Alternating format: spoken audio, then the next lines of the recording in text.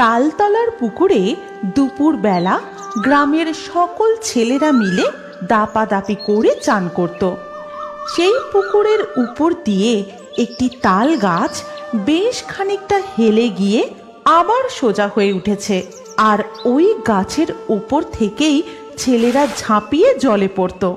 এই এবার কিন্তু আমি গাছে উঠে জলে ঝাঁপ দেব। ঠিক আছে, তোর পরে কিন্তু আমি। তখন পুকুর জলে সাঁতার কাটতে কাটতে বিলু বলে, আরে তোরা কি করছিস বলতো? তাড়াতাড়ি জলে ঝাঁপ দে, তারপর তো স্কুল যেতে হবে নাকি? এমন ভাবেই লোটে, ন্যাপলা, বিলু, পটলা, পটাই আরো অনেকে মিলে তালতলার পুকুরে খুব মজা করে চান করত। সেদিন হঠাৎ করেই গেঁড়ি শাকচুন্নি আকাশ দিয়ে উড়ে যাবার সময় তাদের দেখতে পায়। ও মা গো, ছেলেগুলো কি সুন্দর করে জলে ঝাঁপ খাচ্ছে। আমারও খুব ইচ্ছে করছে অমন করে জলে ঝাঁপ দিয়ে সাঁতার কাটতে। এরপর সকল ছেলেদের চান করা হয়ে গেলে তারা নিজেদের বাড়ি ফিরে যায়, আর গেঁড়ি শাকচুন্নি উড়ে এসে ওই তাল গাছে বসে ভাবে, কি মজা লাগছে তাল গাছে বসে পা দুলোতে। এবার আমিও এখান থেকে জলে ঝাঁপ দেব আর খুব সাঁতার কাটবো। এই কথা বলার পরেই গেঁড়ি শাকচুন্নি ছপাং করে জলে ঝাঁপ দেয়। কিন্তু এ কি আমি তো ডুবে যাচ্ছি। ওরে বাবা রে! এরপর গেঁড়ি শাকচুন্নি ধীরে ধীরে জলের তলায় তলিয়ে যায়, আর জলের তলায় হাবুডুবু খেতে খেতে ভাবে,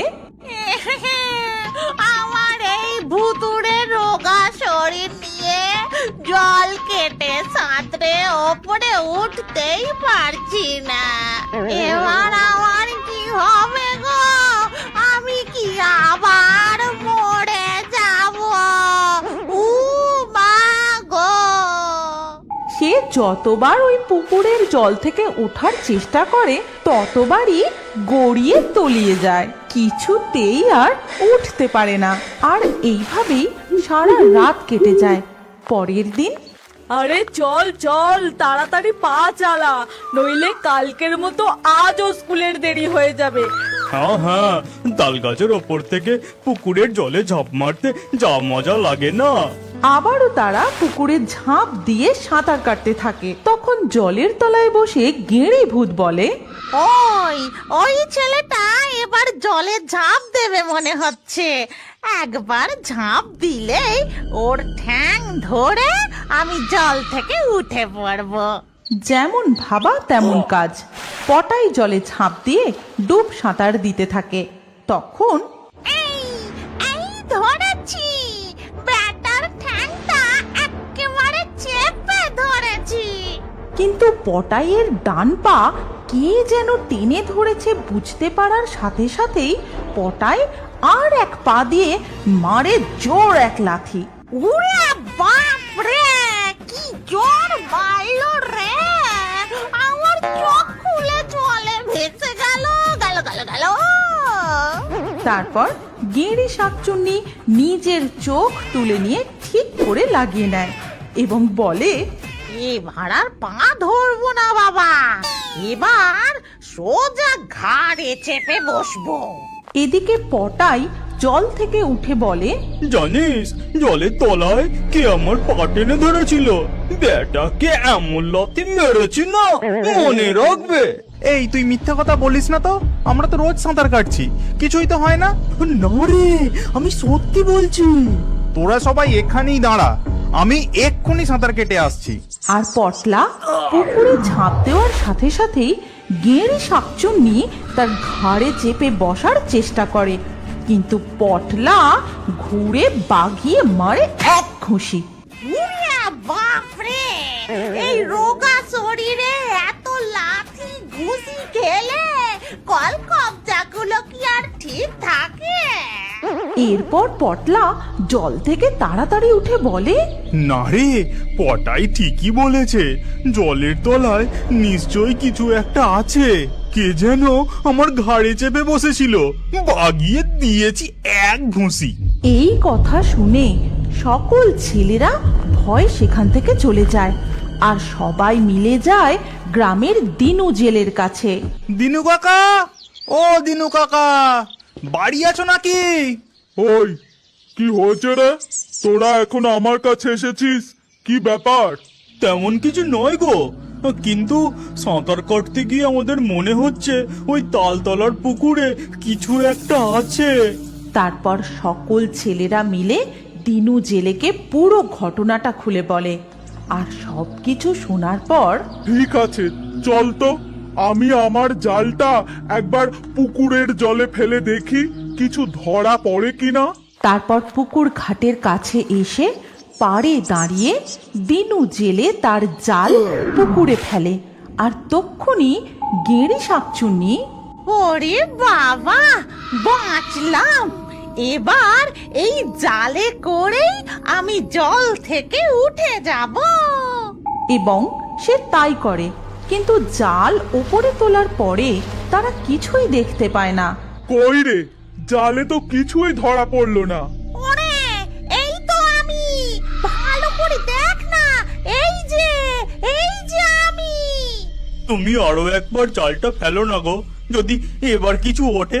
ওরে ওরে, আমাকে আগে বার কর রে, তারপর না হয় আবার জালটা ফেলিস। এদিকে দিনু জেলে আবারও জাল ফেলার তোড়জোড় করছে। তখন ওই দেখো, আবার আমায় জলে ফেলে দেবে বলে প্রস্তুতি নিচ্ছে। কি জ্বালায় পড়েছি রে বাবা! এখন তো দেখছি আমার ধারালো দাঁত দিয়ে জালটা কেটে পালাতে হবে। ও দিনু কাকা, তাড়াতাড়ি আর একবার জালটা ফেলো না। আমি বুঝতে পারছি কোথাও কিচ্ছু নেই, তোরা শুধু শুধু আমার সময় নষ্ট করছিস। কিন্তু তক্ষুনি গেঁড়ি শাকচুন্নি দাঁতে করে জাল কেটে ফুরুত করে উড়ে যায়। এ কি, আমার জালটা তো এক্ষুনি ভালো ছিল, কিন্তু ছিঁড়লো কি করে? তবে কি জালের মধ্যে সত্যি সত্যি কিছু ধরা পড়েছিল যে জাল কেটে পালিয়ে গেল? এই চল আমরা পালাই, নিশ্চয়ই তালপুকুরে ভূতে বাসা করেছে। হ্যাঁ, ঠিকই বলেছিস, আমারও সেটাই মনে হচ্ছে। চল চল পালাই, তাড়াতাড়ি পালা! ওরে বাপরে, পালা পালা পালা পালা! ভূত যখন তেঁতুল গাছে পা আটকে দোল খাচ্ছিল, তখন জঙ্গলের দিক থেকে একটা সুর ভেসে আসে। আসলে জঙ্গলের সেই শেওড়া গাছের শালিক পাখিটা কলকিপুর গ্রামে ঢোকা বেরোনোর পথের ঠিক মুখের কাছে একটা বড় তেঁতুল গাছ ছিল। সেখানে কোথা থেকে এক ভূত এসে হাজির। সে কখনো গাছের ডালে পা ঝুলিয়ে বসে থাকে, আবার কখনো গাছের ডালে পা আটকে নিজে ঝুলে দোল খায়, আর খায় তেঁতুল। সেই পথ ধরে একদিন যাচ্ছিল হারু নাপিত।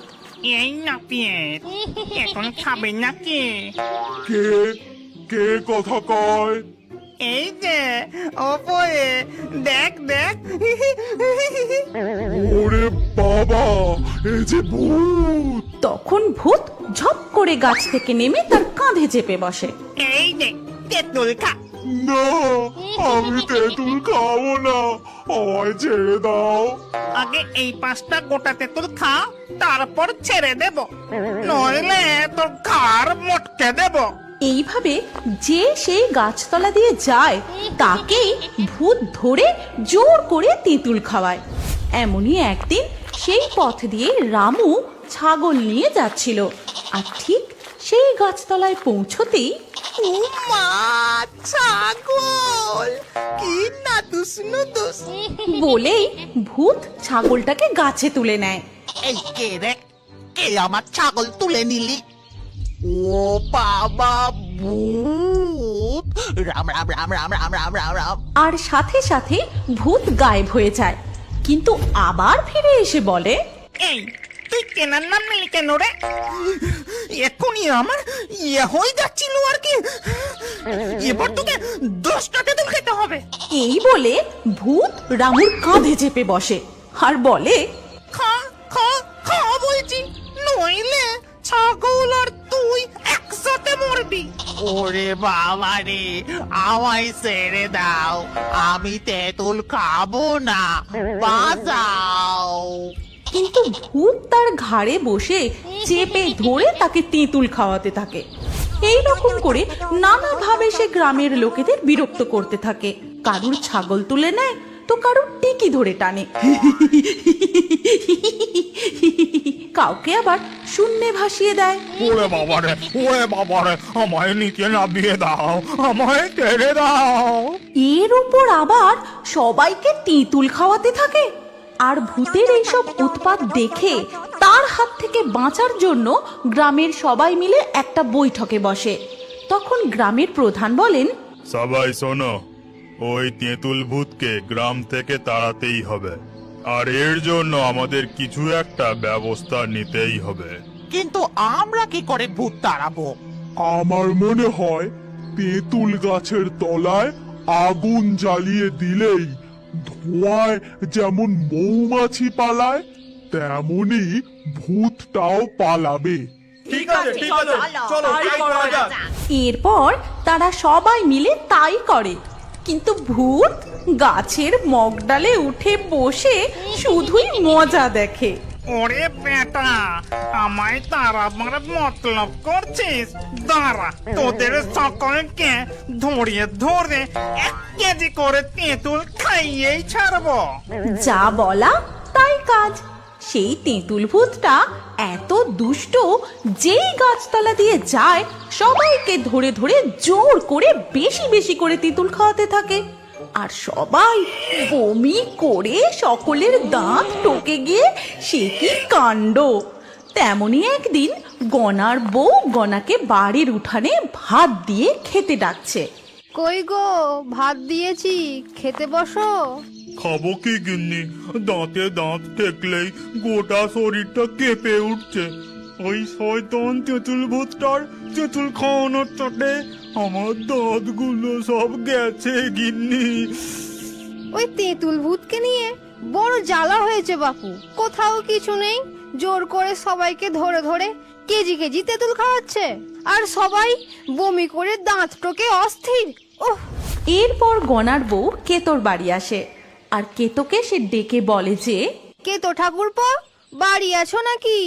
কে কে ডাকে আমায়? আমি গো ঠাকুরপো, তোমার বৌদি। বলি ওই তেঁতুল ভূতকে তার আবার একটা কিছু ব্যবস্থা করো, নইলে আমরা যে সব তেঁতুল খেয়েই মরে যাব। কি করি বলো তো বৌদি? সেবার দেখলে তো আগুন জ্বালিয়ে ভূত তাড়াতে গিয়ে কি কাণ্ড হয়েছে। 5টা করে খাওয়াচ্ছিল, এখন রেগে গিয়ে 1 কেজি করে খাওয়াচ্ছে। শোনো, আমার মাথায় একটা মতলব এসেছে, এসো আমার সাথে। তারপর গনার বউ কেতোকে সঙ্গে নিয়ে প্রধানের বাড়ি যায় আর সেখানে গিয়ে প্রধানকে তার বুদ্ধিটা জানায়।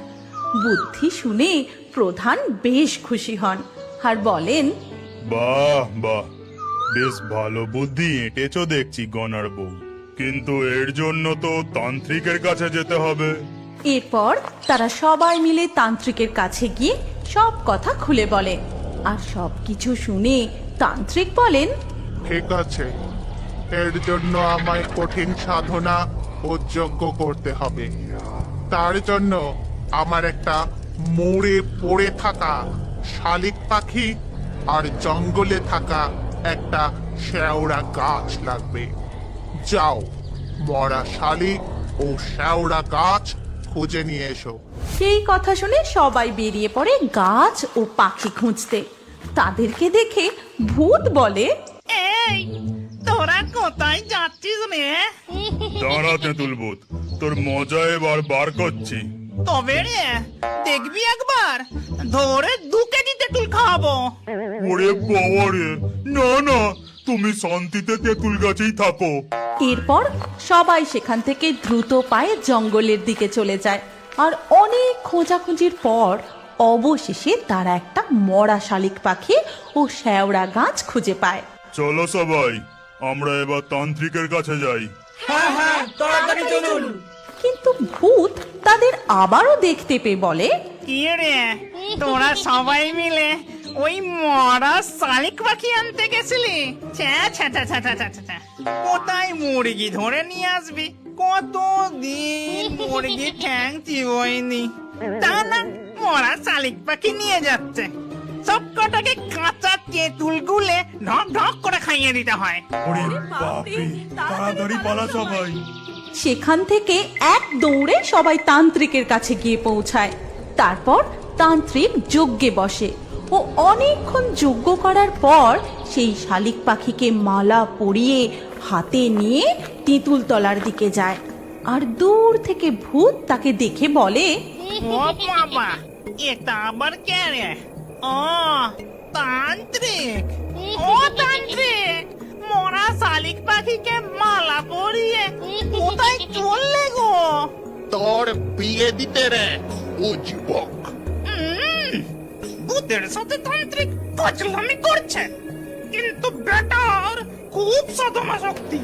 আমি তো ওর কাছে যেতেই পারবো না, নইলে বেটাকে ভালো করে বুঝিয়ে দিতাম। এরপর দুদিন কেটে যায়। তৃতীয় দিন ভরা অমাবস্যায় মধ্যরাতে ভূত যখন তেঁতুল গাছে পা আটকে দোল খাচ্ছিল, তখন জঙ্গলের দিক থেকে একটা সুর ভেসে আসে। আসলে জঙ্গলের সেই শেওড়া গাছের শালিক পাখিটা একটা পেতনিতে পরিণত হয়ে যায়। তারপর সে একটা গান ধরে, ও আমার ভূত, তুমি আসো না কেন কাছে? আমি কত আশায় আছি, কখন বসবে আমার পাশে? ও আমার ভূত। এই গান শুনে ভূত সোজা হয়ে বসে বলে, এই যে পেতনির গলা, কোথা থেকে আসছে? আমায় আবার কান কুয়ে ডাকছে। আমি আসছি পেতনি সোনা, আমি আসছি। ও মা গো, এ যে টুরুলাও। এই বলে ভূত তেঁতুল গাছ ছেড়ে জঙ্গলে সেই শেওড়া গাছে চলে যায়। আর সেখানে গিয়ে আনন্দের সাথে পেতনি সহ দোল খেতে থাকে। তুমি কি জানো আমাদের গল্পের মধ্যে তুমিও থাকতে পারো? কি করে? প্রথমে আমাদের পিক্সটুন চ্যানেলটি সাবস্ক্রাইব করো, তারপর তোমার নাম কমেন্টে লিখে দাও। লাকি ড্রয়ের মাধ্যমে তোমাদের নাম বেছে নেওয়া হবে। কার কার নাম দিয়ে আমাদের নতুন কার্টুন গল্প তৈরি হয়েছে সেটা দেখার জন্য স্ক্রিনের ওপর এই ভিডিও কার্ডে ক্লিক করো।